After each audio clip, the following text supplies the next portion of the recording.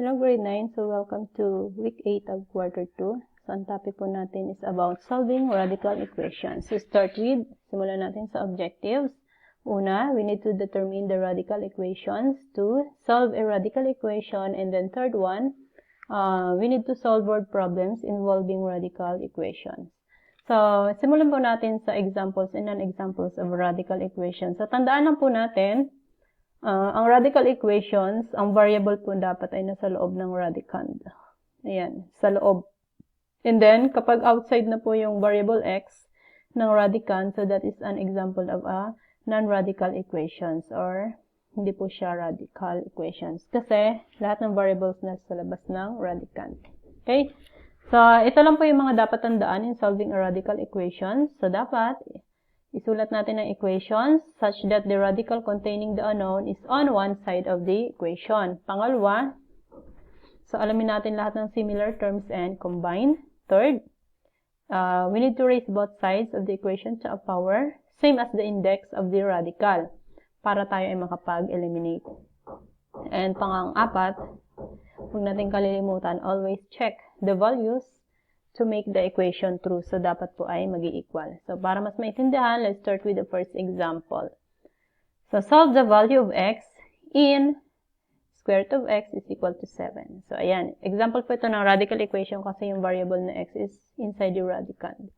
So, ang gagawin po natin is, ang index po ng radicand natin is 2 kasi square root. So, erase po natin both sides by 2 para ma-eliminate itong radical sign and then ito naman ay naka-exponential. So, since ang index nito is 2 and then exponent is 2, eliminate. So, matitira is x na. And then, 7 square is 49 because 7 times 7 is 49. So, the value of x is 49. Pero, i-check po natin and substitute the value of x. So, ang nakuha po natin value ng x is 49. So, substitute natin. So, 49. And the square root of 49 is 7. So, since nag-equal sila, so therefore, the value of x, which is 49, is true or correct. And then, second example. So, the cube root of x minus 6 is equal to 3. Index is 3. Yan. So, i-erase po natin both sides. So, ito naman ay, ayan, hindi lang po siya na-erase. So, dapat po yan ay naka-exponent. So, 3 raised to 3 dapat yan. Okay? Yan. So, yan. Raise both sides. Kung ano po yung index, hindi na-erase natin. Okay? For us to eliminate the radical. So, matitira na lang po. Cancel na po natin to index and the power. So, the remaining term is x minus 6. So, 3 cubed, 3 times 3 times 3 is 27. Solve for x. Yan. So, by applying the addition property, so plus 6 din dito and then eliminate or transposition. So, negative 6 lilipat doon. Or equate, no? Equate natin. It will be positive.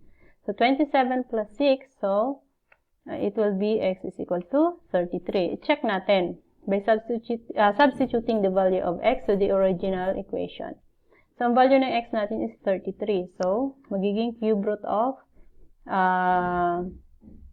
33, dapat yan, minus 6. So, 33 minus 6 is 27 is equal to 3. So, the cube root of 27 is 3. So, wherein, it makes the equation true. So, therefore, the value of x, which is 33, is correct. Yan. Next, third example. Solve for 4 plus the square root of x minus 2 is equal to x. So, index nito ay 2. So, yan. Ang gagawin po natin dito is apply the addition property of equality. So, y minus 4 para eliminate po natin ito. No? Both sides. Kung nag-minus 4 tayo dito, opposite sign po ng positive 4 is negative. So, both sides po to. Ayan. So, tanggal. So, the equation will be square root of x minus 2 is equal to x minus 4. Ayan, the addition property of equality. And since, kagaya ng sinabi ko kanina, ang index po ng radical natin is 2.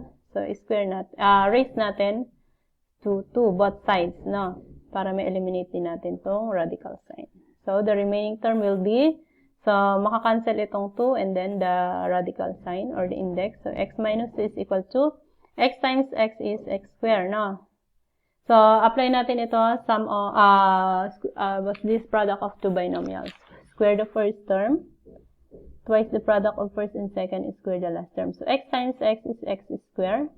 Sa second term is x minus 4, times negative 4 is 4x times 2, so that is negative 8x. 4 times 4, negative times negative, so that will be positive 16. So, square of binomial po yan. And then, combine natin ang mga like terms. So, x square. So, ito, pag nilipat natin dito, so it become negative x. So, negative 8x minus x, so negative 9x. Ito naman, equate natin becomes positive 2. So, 16 plus 2 is 18x. So, by combining similar terms. And then, factor natin. So, factors po ng 18, pero kapag pinag-add natin is negative 9. So, negative 6 times negative 3 is positive 18. Negative 6 plus negative 3 is positive 9. So, therefore, ang factors natin ay x minus 6, x minus 3. So, equate natin by 0. So, x is equal to positive 6 is equal to positive 3. Pero, i-check po natin kung saan dito yung mag-equal to the original equation.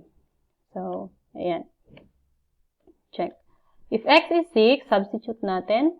So, 6 minus 2, that is 4. So, square root of 4 is 2. So, 4 plus 2 is 6. So, therefore, it makes the value of 6 true to the first, to the original equation. What if the value of x is positive 3? Substitute natin if it will satisfy also. So, the value of x is 3. So, 3 minus 2 is 1. Square root of 1 is 5. 4 plus 1 is 5. So, 5 is not equal to 6. So, therefore, 3 is not the solution. Instead, x is equal to 6. Yan. Next, last example. So, the square root of the sum, ayan, kailangan of the number and 9 is 6. Find the number. So, dapat po marunong tayong mag-translate ng mathematical sentence. So, let x be the number, represent natin. And then, the second number, which is a number, the sum of a number and 9 is 6. Number and 9, the sum. So, yan po. So, the sum of a number and 9 is equal to 6. So, that will be the equation.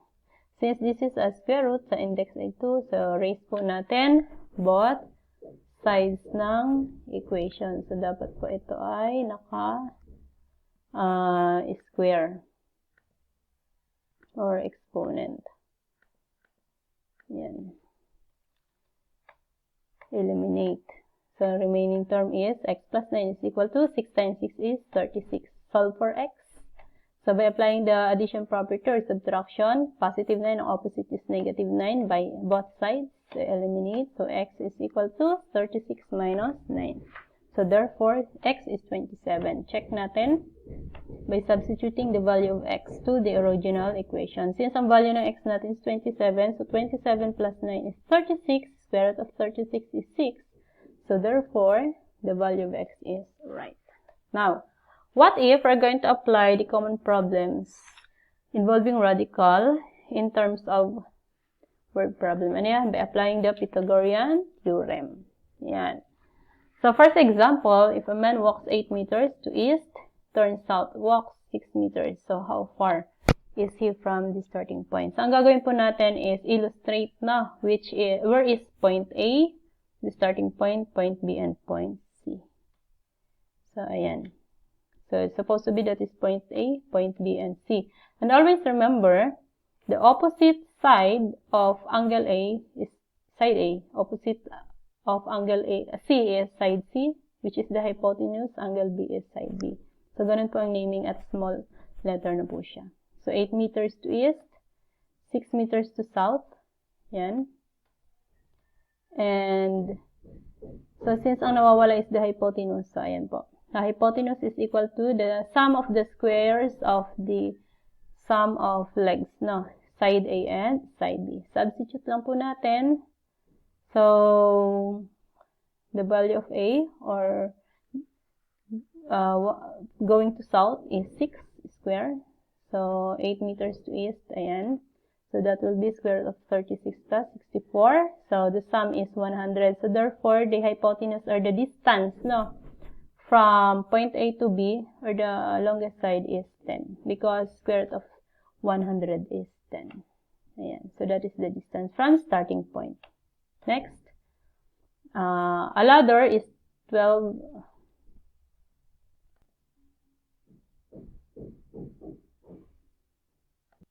Next example is this one. A ladder is 12 feet tall against the wall, and then it touches the ground. No, 8 feet from the ground. So how far is the foot of the ladder to from the building? So illustrate po muna natin. So supposed to be that is the building. Ito yung ladder. Ayan yung distance ng foot ng ladder to the building. So 12 foot. Mula sa, ayan, yung pagkakasandal, and then 6 feet yung taas. So, ito yung hahanapin natin gaano ba siya kalayo. So, let be L, or the length is 12. Height is 6. So, ito yung length. Ito yung height. So, distance ang hanapin natin.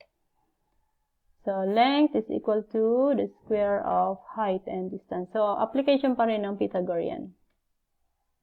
So, for you to find the distance, kailangan nating mag-generate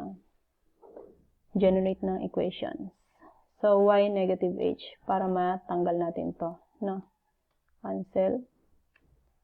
So, therefore, distance is equal to the difference between the length and the height. So, yun yung gagamitin natin. So, length is 12, height is 6. So, 144 minus 36. So, the distance is 108 is not a perfect square. So, hanapan natin ng factors. So, that will be 36 and 3. So, ang perfect square po ng 36 is 6. So, therefore, the distance is 6, the square root of 3. That's it. So, that is the distance of the foot of the ladder up to the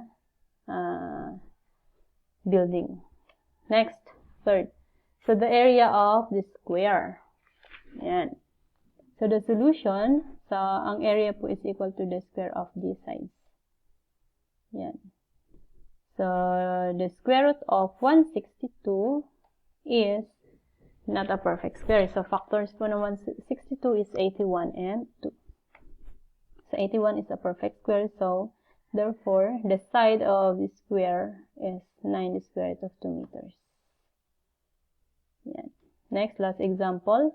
Diagonals of a rectangle. Supposed to be ito yung rectangle natin. No, nahati siya. So, ang diagonals po niya is 5 the square root of x. So, hanapin natin yung lapad.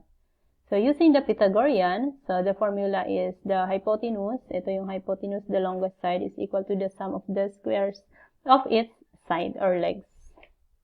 So, substitute lang natin. Hypotenuse is this one. Ito. And then, ang side sum niya, 2x and x square natin. So, substitute lang po natin. And then, ayon, 25x is equal to 5x square. So, solve for 5x. So, eliminate po natin. So, may matitirang isa. Dito is by 5. So, therefore, x is equal to 5. So, so, thank you very much. So, sana po na intindihan natin and God bless.